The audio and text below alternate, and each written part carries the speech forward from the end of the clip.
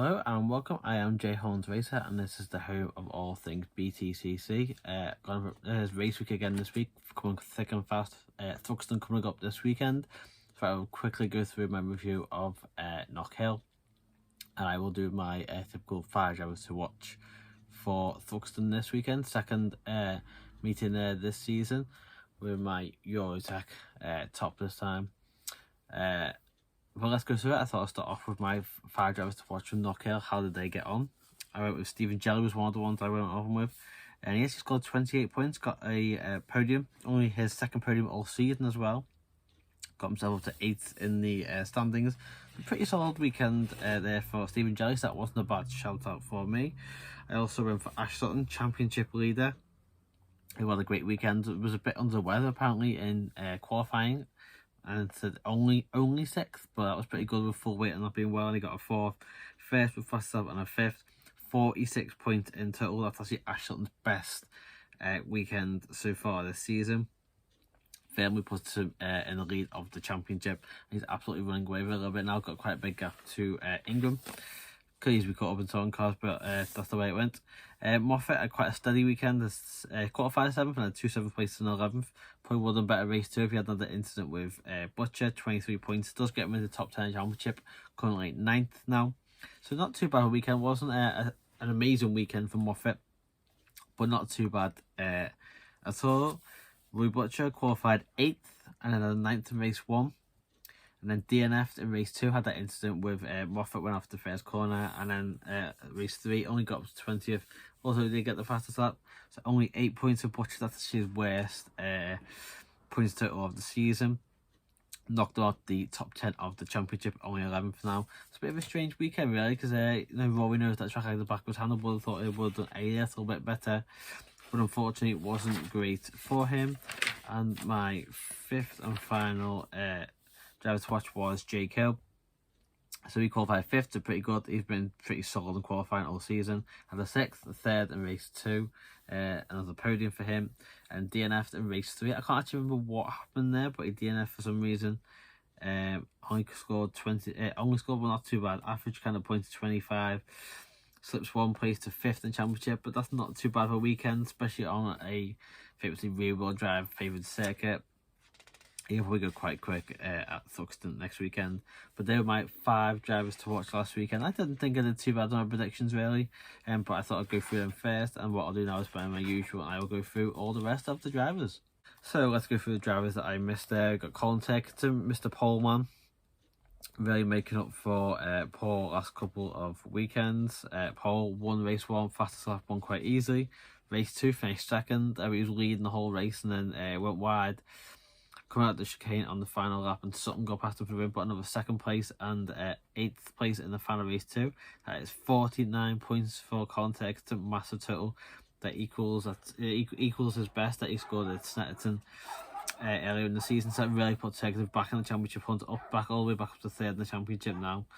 Still is quite a fair way off Sutton to about 30 or 40 points, but definitely get Colin back in there. Tom Oliphant had another bit of a shocker really. Only qualified 10th, then DNF'd in race 1, got nudged off going through the hairpin, didn't he? Got back up to 17th in race 2 and 14th in race 3, so only 2 points. Birmingham by the great weekend he had at Brands Hatch. 4 points from the last 6 races for Oliphant now. DNF'd to both the first 2 races, the last 2 rounds. Obviously did start race 2 at Oulton Park. 2 14th places best, so Oliphant will be going to Thruxton with no weight, so he could be really fast there, only 14th in the championship now. But yeah, after he was 6th in the championship after Brands, it's very far downhill a little bit for him. Moving on to jumping on a few drivers, as he could have done a few earlier on. Got Carl Borley next, qualified P25, didn't have a great qualifying unfortunately. Got up to P18 in race 1, not bad.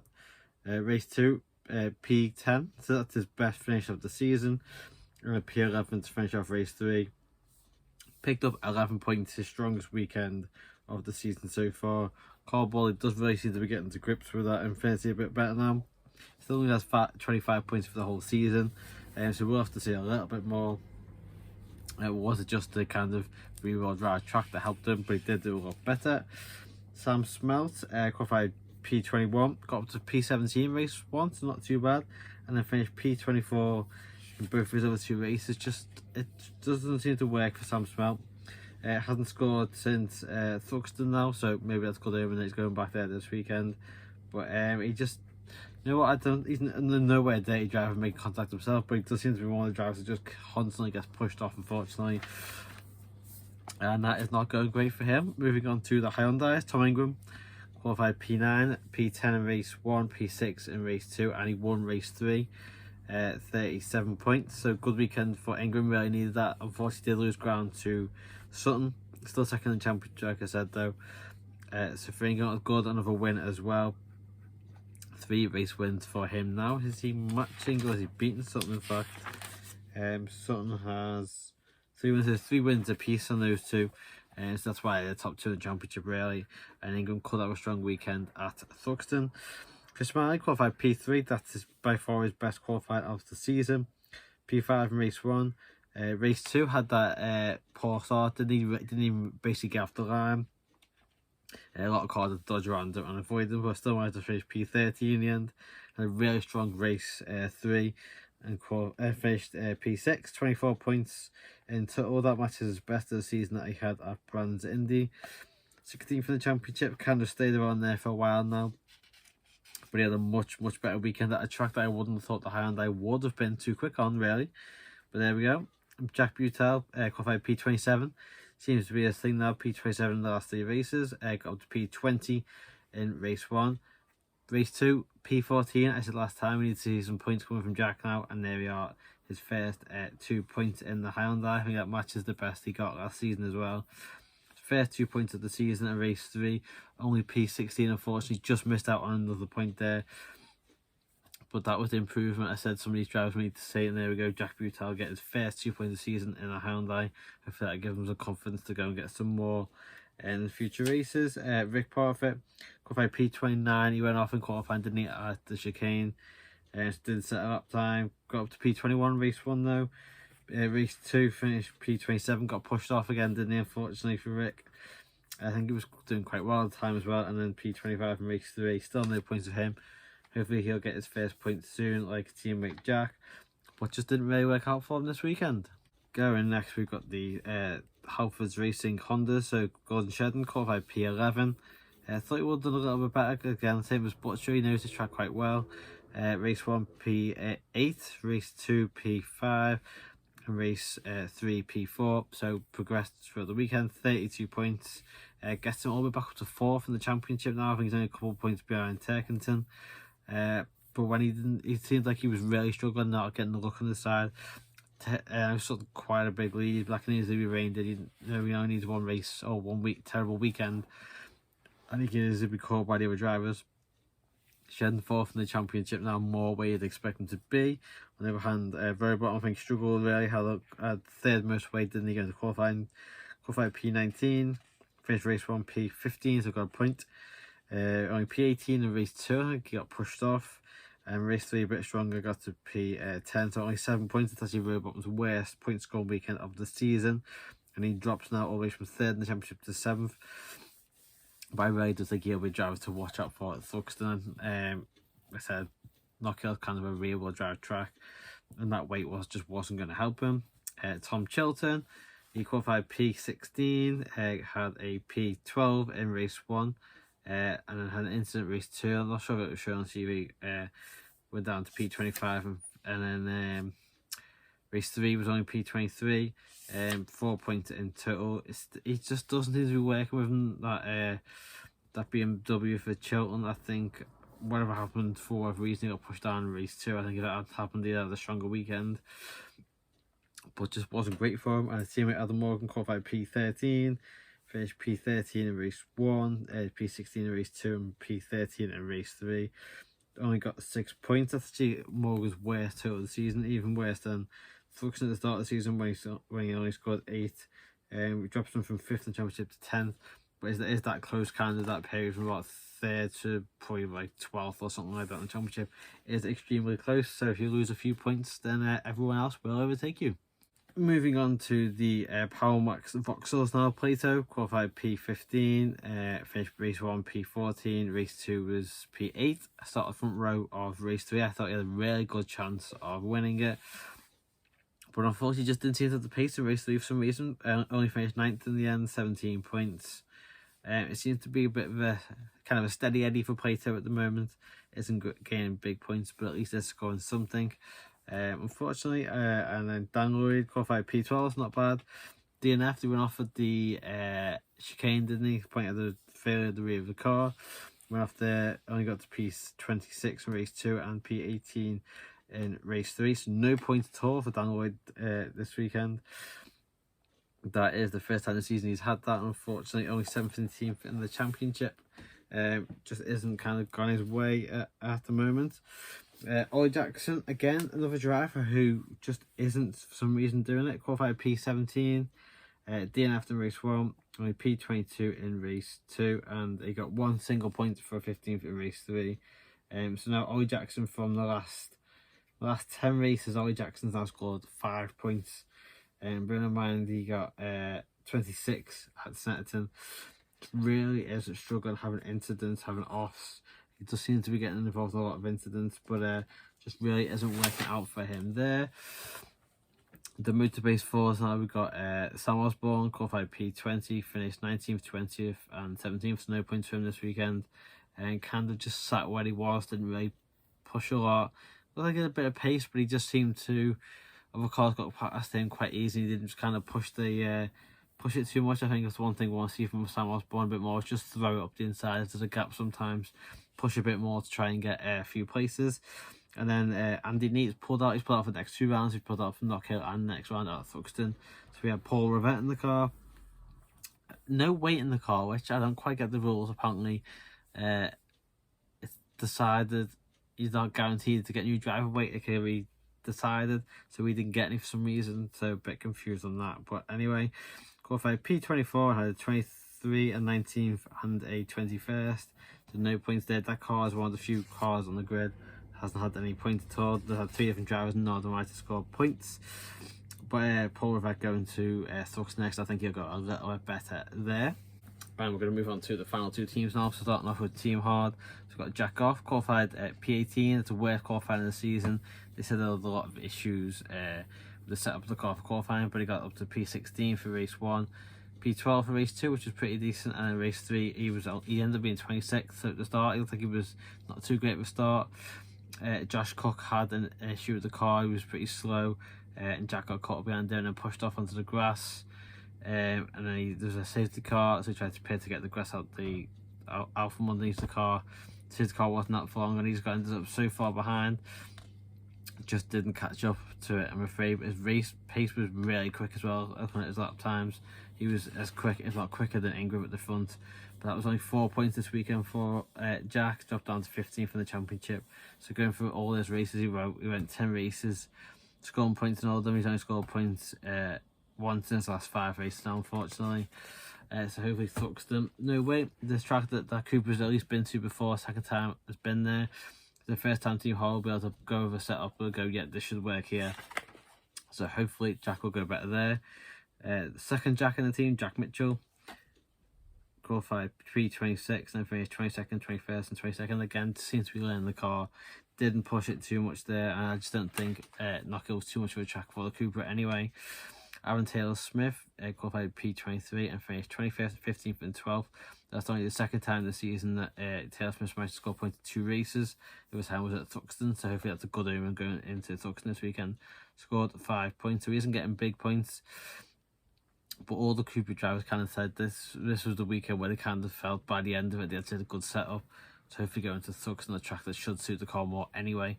I just don't think the bumpiness was quite what they wanted at Knockhill. And the Thruxton, they should be better.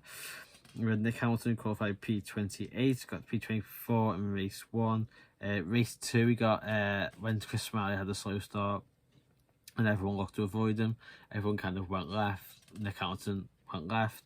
Unfortunately, what he didn't realise was he had Tom Oliphant on his inside, and he went across the front, and Tom Oliphant went straight into the pit barrier. wrecked the front of the car really. Did get out for race 3, but unfortunately DNF'd again, and that was it for Nick. So Nick's one of those drivers still on 0 points. So we really need to, hopefully at some point we will get a point from Nick. And finally BTC Honda's Josh Cook qualified P4, finished 3rd, 4th, and he DNF'd the race 3. As I said, he was had some sort of incident on the first lap, and unfortunately Goff got caught up and it got pushed off on the grass trying to avoid the slow Cook. So we had a decent weekend if he hadn't DNF'd in race 3, got 28 points. He's now 6th in the championship, so he's in that kind of gaggle in the middle behind Sutton and Ingram. But he'd be one to watch at Thruxton. Might give away one of my drivers for that saying that, but pretty decent. And that's showing the pace the BTC Hondas had with Proctor, qualified P2, so a second weekend in a row. He was on the front row of the grid. Finished 2nd place in race 1, 7th in race 2, and the 2nd again in race 3. 43 points, his biggest total. He's all the way up to 12th in the championship now, again in that gaggle, not far behind behind Sutton and Ingram. I think he is benefiting a lot, especially for qualifying that he has no weight, and then the car's quick anyway, we know it is. So go to qualifying with no weight, he's benefiting a lot, and it just helps set up the weekend. But he goes into Thruxton again, P12 in the championship, no weight. We know Cook put it on the pole early in the season with no weight, so Proctor again could be in there thanks to that. And then Jade Edwards just round off, qualified P22, finished race 1 P26, race 2 P23, and race 3 19th. No points unfortunately for Jade there. Unfortunately, but yeah, BTC Honda's looking good. So I will quickly also go through my predictions from the start of the season, and we'll go through and see how they're going. So I put Cooper to take a 1 win and 5 podiums. Still only got the 1 podium at the moment, but the car is getting better. Chance of maybe 1 this weekend, who knows? We'll see. Morgan to be at least the 2nd best BMW off this weekend. He's gone to the 3rd now, because both Tickers and Jelly are ahead of him. But he looks pretty good in that car, so I think he should have a good chance of doing that. At least one Jack Sears trophy driver to get a podium. We've already ticked that one off. Robottom's done that one for us, great. No drivers changes. Yeah, I've already messed that one up. We've had quite a few already now. 10 drivers within a chance of the championship when we get to Brands GB. I think there's 8 mathematically at the moment. Ingram dropping off a little bit. Sorry, Sutton maybe dropping a few points, doing some more catching up, but that one might fail. But it's not too far off still at the moment. Goff's got the most poles, not a single pole. It doesn't look particularly good in qualifying, unfortunately, the Cooper. Unless it's any surprises in the second half of the season, I don't think we're going to get that. No driver to win with maximum balance, lost that straight away. First weekend of the season, so as I did with no team, so 2 drivers on the podium, lost that. I left that a couple of times, in fact. No driver to finish with 0 points. Now we've had a few drivers come in for 1 round, a few drivers come in and drop out. I'm going to live and hope that we can change that as long as each car has points. So say a car has had 2 or 3 drivers in it. If one of those drivers between now and the end of the season gets at least a point, I'm going to give that one a tick. That's only fair. And Sutton to win the most races. He's joint top now with Ingram on 3 apiece, so I think we're well on for that. So all in all, good weekend. It was better racing at Knockhill. Some bits were not too much overtaken, but there was again some good overtaking at least though. And the best thing was the driver standards were far better than we saw at Oulton Park, which is good to see. We want clean racing. We don't mind little nudges here and there. People going up the inside for spaces, but we don't want people just nudging people up the backside, push people off the track, kind of things like that. That doesn't work overall. But that is it for my review of Knockhill. I thought I will now go through my 5 drivers to watch at Thruxton this weekend. So driver number 1 for me for this weekend, I kind of gave away a little bit before. I am going to go for Josh Cook. Got pole here at the start of the season. Won race 1 and 2 there. Always goes well at Thruxton. Yeah, I think he won a race there last season as well. It's 6th in the championship, so he's not got a tons of weight. So I think Josh Cook will be a great driver to watch out for this weekend at Thruxton. I'm going to go number 2. His teammate Simon Proctor has gone great guns the last 2 rounds at both Oulton Park and Knockhill. This should be an even better track for the Honda. It went well for both Cook and Camish at the start of the season. Proctor goes into it with no weight. I could easily see him putting it on the front row grid for the 3rd weekend in a row. you know what, Proctor could even start putting himself into a championship picture the way he's going, but he just has to keep capitalising these, especially qualifying sessions in race ones where he's got no weight. Because if he does well, he's going to at some point start getting weight in the car. But he's another one to watch from me. I'm going to go for even more Hondas. I'm going to go for Gordon Shedden. I think Shedden's really started to pick up the pace a bit more now. Doesn't seem to be getting caught up as many incidents as he was. He seems to have got his head around the car a bit more as well, up to 4th in the championship, so he does have a fair bit of weight. But I think even if he struggles a little bit race 1, I think Shedden will be one to watch come race 2 and 3. Dan Rowbottom, I think he went fairly quick at the start of the season. Didn't have a great Knockhill, but he shed a little bit more weight, only 7th in the championship. He should be fairly light, and I think going into this weekend, he will certainly be one who can do some damage. I think he will got a good chance of another podium. I think Rowbottom, if he doesn't get in race 1, I think he can get in race 2 or 3. Especially, I said, if you get a good qualifying, which we've seen him do before, he has a chance. My 5th and final driver to watch, I'm going to go with Tom Ingram. I think it's the first time I've picked Ingram, in fact. But Ingram always seems to somehow pick up a win in Thruxton. He seems to be getting race 3 wins this season, which normally always only getting it because of reverse grid. That isn't the reason Ingram's getting them. But he just seems to be, come race 3, he's ahead of Sutton on the grid. He has a little bit less weight and he's able to push towards the front. We've seen him a few times now, managed to get up and get some wins. So I think Ingram will be one to watch, certainly come the maybe race 2 and 3 when he's shedded a bit of weight, but he does seem to have a habit of doing well at Thruxton.